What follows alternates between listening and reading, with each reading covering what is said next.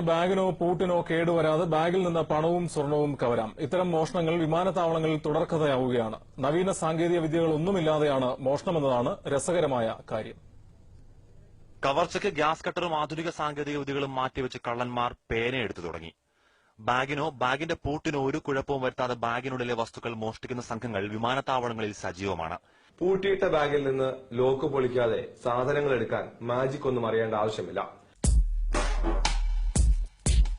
ബാഗിന്റെ സിബിനിടയിൽ എവിടെയെങ്കിലും ഒരു പേനയുടെ മുനി ഉപയോഗിച്ച് ശക്തിയായി കുത്തിയമർത്തുക. സ്വർണവും പണവും മോഷ്ടിച്ച ശേഷം സിബ് തിരികെയിട്ടാൽ കവർച്ച നടന്നതിന്റെ സൂചനകളോ തെളിവുകളോ ഉണ്ടാവില്ല. IX-411 എയർ ഇന്ത്യ വിമാനത്തിൽ ഷാർജയിലേക്ക് പോയ ബേബി ഷീജയുടെ അനുഭവം കാണുക. ഇന്ത്യൻ റുപ്പീസ് 22,000 64 ഗ്രാം ഗോൾഡും നഷ്ടപ്പെട്ടിട്ടുണ്ട്. ബാഗേജ് ലോക്ക്ഡായിരുന്നു. എന്റെ കൈ കിട്ടിയപ്പോഴും ലോക്ക്ഡായിട്ടാണ് കിട്ടിയത്. പക്ഷെ അതുകൊണ്ട് എയർപോർട്ടിൽ വെച്ച് ഞാൻ ഷാർജയിൽ വെച്ച് ഞാൻ ചെക്ക് ചെയ്തില്ല. വീട്ടിൽ വന്ന് ചെക്ക് ചെയ്തപ്പോഴാണ് ഞാൻ വെച്ചിരുന്ന സാധനങ്ങൾ ടിയർ ചെയ്ത നിലയിൽ അവിടെ കണ്ടത്. ബാഗേജ് കൈകാര്യം ചെയ്യുന്ന തൊഴിലാളികൾ തന്നെയാണ് കവർച്ചയ്ക്ക് പിന്നിലെന്നും ഇവർ പറയുന്നു. വേഷവും ഭാവത്തിനുമൊപ്പം ആയുധങ്ങളും കവർച്ചക്കാർ മാറ്റുകയാണ്. കരുതിയിരിക്കുക.